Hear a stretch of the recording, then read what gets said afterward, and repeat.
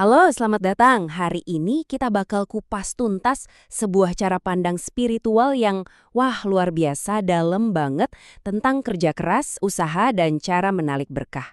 Ini semua inspirasinya dari ajaran Syekh Abdul Qadir Al-Jailani. Yuk kita langsung mulai aja. Coba deh jujur sama diri sendiri. Pernah nggak sih ngerasa kayak gini? Udah kerja banting tulang, berangkat pagi buta, pulang udah larut malam. Rasanya semua energi, semua waktu udah habis terkuras. Tapi kok hasilnya gitu-gitu aja? Kayak lari di atas treadmill. Kencang banget, tapi ya nggak kemana-mana. Nah, ini dia nih. Mungkin ini akar masalahnya. Menurut Sheikh Abdul Qadir Al-Jailani, problemnya itu bukan di kurang kerasnya kita bekerja, tapi jangan-jangan arah hati kita, kiblat spiritual kita, di balik semua kerja keras itu yang keliru. Oke, mari kita bedah kesalahan pertama yang paling sering kita lakukan tanpa sadar. Ini adalah konsep tentang mengejar bayangan. Siap-siap ya, karena ini bisa mengubah total cara kita melihat kesuksesan. Bayangin deh analogi ini. Kalau kita fokus ngejar dunia, entah itu uang, jabatan, atau target-target duniawi, itu ibarat kita lagi ngejar bayangan kita sendiri. Makin kenceng kita lari, bayangannya juga makin cepat kabur. Tapi coba sekarang kita balik badan. Kita hadapkan diri kita ke sumber cahaya, yaitu Allah. Apa yang terjadi? Ajaibnya, bayangan itu, dunia itu, justru ngikutin kita dari belakang, tanpa perlu capek-capek dikejar. Intinya tuh gini, rasa cemas, rasa khawatir kita soal rezeki itu seringkali muncul karena kita terlalu bersandar pada sebab. Kita bergantung sama proyek, sama klien, sama atasan, sama gaji. Kita lupa sama Sang Maha Pemberi sebab, yaitu Allah. Nah, tanpa sadar hati kita jadi bergantung ke selain Dia. Ini bentuk syirik yang sangat halus. Oke, kalau ngejar bayangan itu salah, terus gimana dong cara yang benar? Nah, jawabannya ada di metafora kedua yang nggak kalah indahnya. Menanam bunga bukan menangkap kupu-kupu. Ini soal mengubah mentalitas, dari mengejar jadi menumbuhkan. Waktu kita ngejar-ngejar rezeki dengan perasaan cemas, ambisi yang menggebu-gebu, dengan keserakahan, kita justru bikin rezeki itu menjauh. Kenapa? Karena rezeki itu ibarat kupu-kupu, dia suka ketenangan. Kalau hati kita rusuh, panik, gerasak rusuk, ya dia bakal terbang kabur. Nah ini dia pergeseran mindsetnya. Daripada sibuk lari-lari keluar, mending kita fokus ke dalam. Kita sibuk memperbaiki diri, perbaiki kualitas iman kita, perbaiki akhlak, perkuat hubungan kita sama Allah. Jadi kita itu kayak lagi ngebangun taman di dalam batin kita. Kalau tamannya indah, subur, wangi, nggak usah dikejar kupu-kupu alias berkah, itu bakal datang sendiri dan hinggap dengan sendirinya. Oke, teorinya keren banget. Tapi gimana cara praktisnya buat menumbuhkan taman batin ini? Syekh Abdul Qadir Al-Jailani ngasih kita 3 kunci utama. 3 kunci ini bukan cuma daftar amalan biasa loh.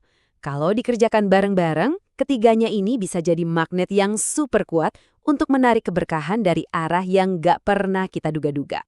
Kunci pertama, lembutkan hati. Caranya, dengan berzikir ya Latif, wahai yang maha lembut, sebanyak 129 kali rutin setelah salat subuh.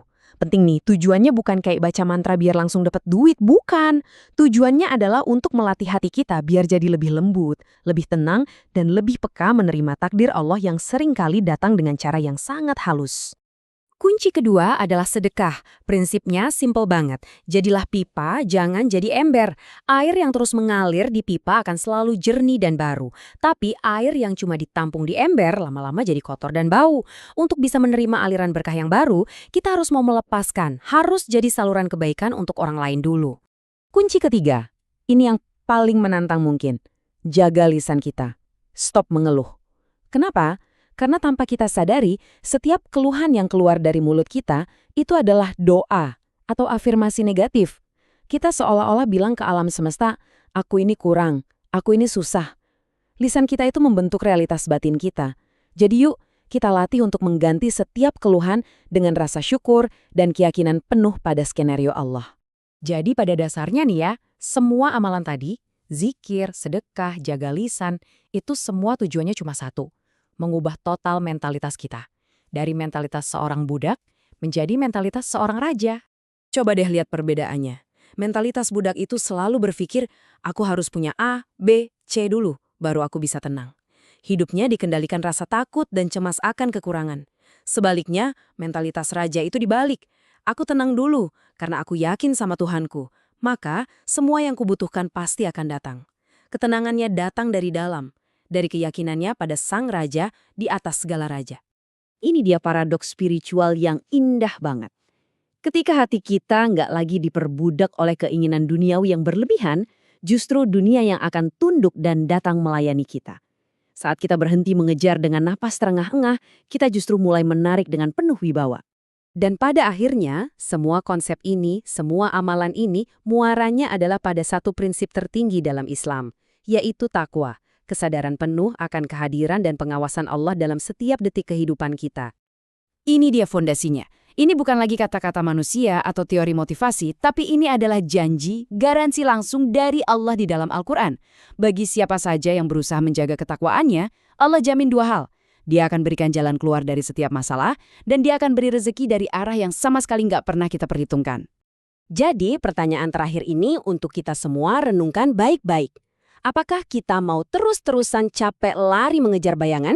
Atau kita siap untuk berbalik badan, menghadap sang sumber cahaya, menumbuhkan taman di dalam diri, dan membiarkan berkah-berkah indah itu datang menghampiri kita? Pilihannya ada di tangan kita masing-masing.